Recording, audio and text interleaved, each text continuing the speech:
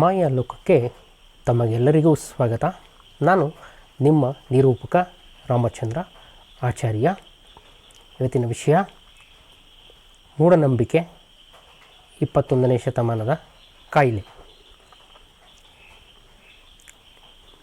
ಪ್ರಶ್ನೆ ಏನು ಅಂತಂದರೆ, ಇವತ್ತು ನಮ್ಮ ಹತ್ರ ಪೂರ್ವಜರ ಒಂದು ಜ್ಞಾನ, ಪೌರಾತ್ಯ ಜ್ಞಾನ ಇದೆ ಮತ್ತು ಪಾಶ್ಚಿಮಾತ್ಯ ಜ್ಞಾನ, ವಿಜ್ಞಾನ ಎಲ್ಲವೂ ಕೂಡ ಇದ್ದು ಕೂಡ ದಿನೇ ದಿನೇ ಇವತ್ತು ಮೂಢನಂಬಿಕೆ ಜಾಸ್ತಿ ಆಗ್ತಾಯಿದೆ. ಅದು ಹೋಗ್ತಾ ಇಲ್ಲ, ಯಾಕೆ ಎಂಬ ಪ್ರಶ್ನೆ. ಏನು ಮೂಢನಂಬಿಕೆ ಏನೇನಿದೆ ಅಂದರೆ, ನಾವು ಇದು ಬೆಳಗ್ಗೆಯಿಂದ ಸಾಯಂಕಾಲವರೆಗೆ ಮೂಢನಂಬಿಕೆನೇ. ಒಂದು ಬೆಕ್ಕು ಹಾದೋಯ್ತು ಎದುರುಗಡೆ, ಇಲ್ಲಾಂದರೆ ಯಾವುದೋ ಪೂಜೆ ದಿವಸ ಒಂದು ಹಸಿಮೆಣಸು ಒಂದು ಲಿಂಬೆಹಣ್ಣು ಕಟ್ಟೋದು, ಆಯಿತಾ. ಆಮೇಲೆ ಕಾಲ ನೋಡ್ತಾ ಇರೋದು, ರಾವು ಕಾಲ, ಗುಳಿ ಕಾಲ, ಮತ್ತೊಂದು ಕಾಲ, ಆಯಿತಾ. ಆಮೇಲೆ ಯಾವ ದಿಕ್ಕಲ್ಲಿ ಮಲಗಬೇಕು, ಯಾವ ದಿಕ್ಕಲ್ಲಿ ಏಳಬೇಕು, ಗ್ರಹಣಗಳು. ಆಮೇಲೆ ಇದು ಕಾಗೆ ಮೈ ಮೇಲೆ ಕೂತ್ಕೊಂಡು ಹೋಯ್ತು. ಹಿಂಗೆ ಇಂಥದ್ದು ಸಾವಿರಾರು ಇದೆ ಮೂಢನಂಬಿಕೆ ನಮ್ಮಲ್ಲಿ. ಅದು ಹಿಂದಿಂದ ಬಂದುಬಿಟ್ಟಿದೆ, ಪರಂಪರೆಯಿಂದ ಬಂದುಬಿಟ್ಟಿದೆ, ಆಯಿತಾ. ಆದರೆ ಈ ವಿಜ್ಞಾನ ಯುಗದಲ್ಲೂ ಇದು ಕಡಿಮೆ ಆಗಿಲ್ಲ, ದಿವಸ ದಿವಸ ಜಾಸ್ತಿ ಆಗ್ತಾಯಿದೆ, ಆಯಿತಾ. ಅದಕ್ಕೆ ಕಾರಣ ಏನು ಅಂತ. ಅದರಲ್ಲಿ ಈ ವಿಜ್ಞಾನ ಇಷ್ಟು ಮುಂದುವರೆದ್ರೂ ಕೂಡ ಮೂಢನಂಬಿಕೆ ಯಾಕೆ ಕಡಿಮೆ ಆಗಿಲ್ಲ ಎಂಬ ಪ್ರಶ್ನೆ ಬರ್ತದೆ. ಅದಕ್ಕೆ ಉತ್ತರ ಏನು ಅಂತಂದರೆ, ವಿಜ್ಞಾನದ ಪರಿಮಿತಿ ಏನು ಅಂತ ಕೇಳಿದ್ರೆ, ಅದು ಅವಿದ್ಯ. ವಿಜ್ಞಾನ ಅನ್ನೋದು ಒಂದು ಸಾಂಸಾರಿಕ ಜ್ಞಾನ, ಅವಿದ್ಯ. ಅದು ಅದರ ಮಿತಿ, ಅದರ ಮಿತಿಯಲ್ಲಿ ಅದು ಕೆಲಸ ಮಾಡುತ್ತೆ, ಆಯಿತಾ. ಅದು ಸೆಲ್ಫ್ ಎನ್ಕ್ವೈರಿ, ಮನುಷ್ಯನ ಸ್ವವೀಕ್ಷಣೆ ಬಗ್ಗೆ ಅದು ಚರ್ಚನೆ ಮಾಡೋದಿಲ್ಲ. ಅದು ಬರೀ ಒಂದು ಆಬ್ಜೆಕ್ಟು, ವಸ್ತುವಿನ ಅದನ್ನು ವಿಶ್ಲೇಷಣೆ ಮಾಡುತ್ತೆ ವಿಜ್ಞಾನ. ಮತ್ತು ತಂತ್ರಜ್ಞಾನವೂ ಕೂಡ ಅಷ್ಟೇ. ಅದು ಹೇಗೆ ವೆಚ್ಚವನ್ನು ಕಡಿಮೆ ಮಾಡ್ಬೋದು, ಈ ಥರ ಒಂದು ತಾಂತ್ರಿಕ ಅಂಶಗಳ ಬಗ್ಗೆ ಅಧ್ಯಯನ ಮಾಡುವಂಥದ್ದು. ಸೊ ವಿಜ್ಞಾನ ತಂತ್ರಜ್ಞಾನಗಳಿಂದ ಈ ಮೂಢನಂಬಿಕೆ ಅನ್ನೋದು ಕಡಿಮೆ ಆಗಲ್ಲ, ಆಯಿತಾ. ಯಾಕೆ ಮೂಢನಂಬಿಕೆ? ಅದು ನಮ್ಮ ಮನಸ್ಸಲ್ಲಿದೆ, ಅದಕ್ಕೆ ಟ್ರೀಟ್ಮೆಂಟು ವಿಜ್ಞಾನದಲ್ಲಿಲ್ಲ. ಅದಕ್ಕೆ ನಾವು ಸ್ವವೀಕ್ಷಣೆ ಮಾಡ್ಕೋಬೇಕು, ಪ್ರಶ್ನೆ ಮಾಡಬೇಕು, ಆಯಿತಾ. ಓದಬೇಕು. ಯಾವುದು ಓದಬೇಕು? ನಾವು ವೇದಾಂತ, ಆಯಿತಾ, ಉಪನಿಷತ್ತು ಓದಬೇಕು. ಅದರಲ್ಲಿ ಚರ್ಚೆಗಳು ಬರುತ್ತೆ. ಅದರಲ್ಲಿ ಯಾವುದನ್ನು ನಂಬು, ಯಾವುದನ್ನು ಪ್ರಶ್ನೆ ಮಾಡು, ಅದರಲ್ಲೆಲ್ಲ ಡೀಟೇಲ್ಸ್ ಇರುತ್ತೆ. ಅದನ್ನು ಮಾಡ್ಕೊಂಡ್ರೆ ನಿಮ್ಗೆ ಈ ಥರ ಕನ್ಫ್ಯೂಷನ್ಸು ಬೆಳಗ್ಗೆ ಸಂಜೆವರೆಗೆ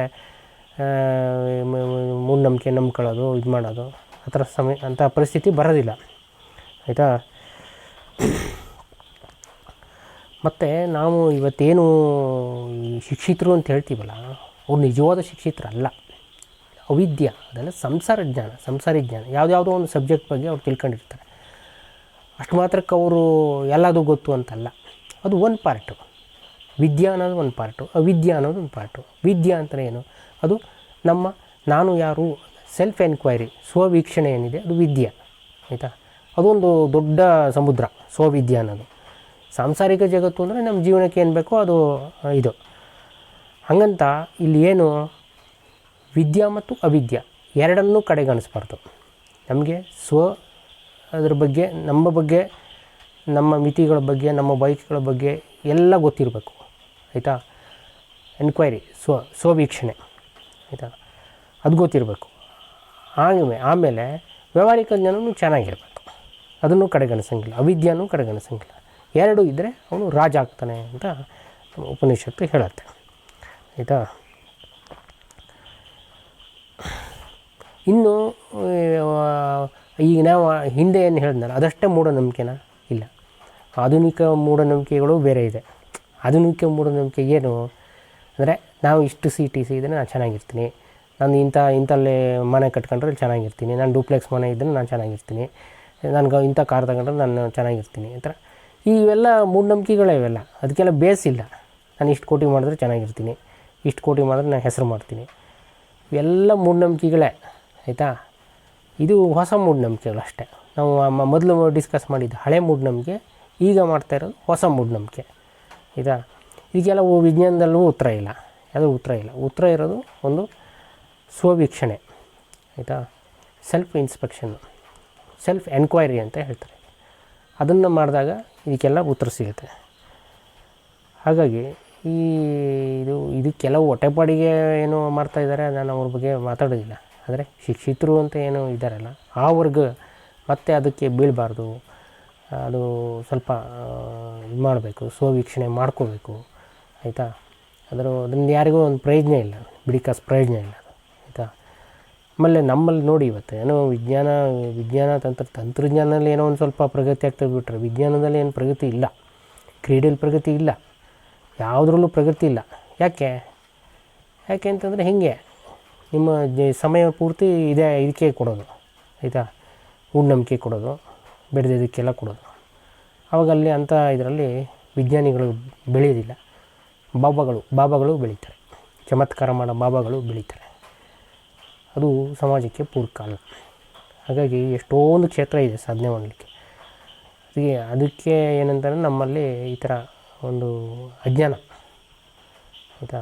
ಬರೇ ಬೆಳಗಿನ ಸಾಯಂಕಾಲ ಇದನ್ನೇ ಚರ್ಚೆ ಮಾಡೋದು, ಇದನ್ನೇ ಇದು ಮಾಡೋದು, ಆಯಿತಾ. ಒಂದು ಮಿತಿಲಿ ಎಲ್ಲವೂ ಚೆನ್ನಾಗಿರ್ತದೆ. ಅದು ಜಾಸ್ತಿ ಆಗಿಬಿಟ್ರೆ ನಿಮ್ಮ ಕಾರ್ಯಕ್ಷಮತೆ ಬಗ್ಗೆ ಅದು ಪರಿಣಾಮ ಬೀರಲಿಕ್ಕೆ ಶುರು ಮಾಡುತ್ತೆ. ಹಾಗಾಗಿ ಇನ್ನು ಮುಂದೆ ಆದರೂ ಜನ ತಿಳ್ಕೊಂಡು ಈ ಥರ ಮೂಢನಂಬಿಕೆಗಳೆಲ್ಲ ಕಡಿಮೆ ಆಗಲಿ ಅಂತ. ಇನ್ನೊಂದು ಹೇಳಬೇಕು ಅಂತಂದರೆ ವಿಜ್ಞಾನಿಗಳು ರಾಕೆಟ್ ಉಡಾಯಿಸುವಾಗ ಅವನು ಇದು ಮಾಡೋದು, ಪಂಚಾಂಗ ನೋಡೋದು, ಆಯಿತಾ. ಇವನು ಎಲೆಕ್ಷನ್ ಇಲ್ಲವನು ಅವನು ತಿರುಪತಿಗೆ ಹೋಗೋದು. ಇವೆಲ್ಲ ಏನಂದರೆ ದೊಡ್ಡ ದೊಡ್ಡ ವ್ಯಕ್ತಿಗಳು ಅವರು ಅದನ್ನು ಮಾಡೋದು, ಮೂಢನಂಬಿಕೆ ಮಾಡೋದು. ಅದನ್ನು ಸಾಮಾನ್ಯ ಜನ ಅದೇ ಸತ್ಯ ಅಂದ್ಬಿಟ್ಟು ಅದನ್ನು ಫಾಲೋ ಮಾಡೋದು, ಆಯಿತಾ. ಹಾಗಾಗಿ ಇಲ್ಲಿ ಒಂದು ಪ್ರಶ್ನಿಸ್ಕೋಬೇಕು, ಯಾವುದನ್ನೇ ಆದರೂ ಒಂದು ಪ್ರಶ್ನಿಸ್ಕೊಳ್ಳೋಂಥ ಮನೋಭಾವ ಇದ್ದರೆ ಅದು ಭಾಳ ಒಳ್ಳೆಯದು, ಆಯಿತಾ. ಅದೆಲ್ಲ ಒಂದು ದೊಡ್ಡ ಇದೆ, ಅದು ನೆಟ್ವರ್ಕು. ಅವೆಲ್ಲ ಒಂದು ಇದು ಎಲ್ಲ ಲೂಟಿ ಮಾಡಿದ ದುಡ್ಡು ಅವನು ಮಾಡೋದು, ಇವ್ರು ಯಾರೋ ಇನ್ನೊಂದೇನೋ ಮಾಡೋದು, ಆಯಿತಾ. ಅದೆಲ್ಲ ಒಂದು ನೆಟ್ವರ್ಕ್ ಅದಲ್ಲ, ಆಯಿತಾ.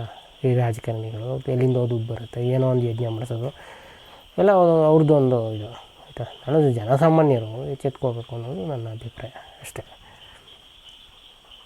ಧನ್ಯವಾದಗಳು. ಚಾನಲ್ನ ಸಬ್ಸ್ಕ್ರೈಬ್ ಮಾಡ್ಕೊಳ್ಳಿ.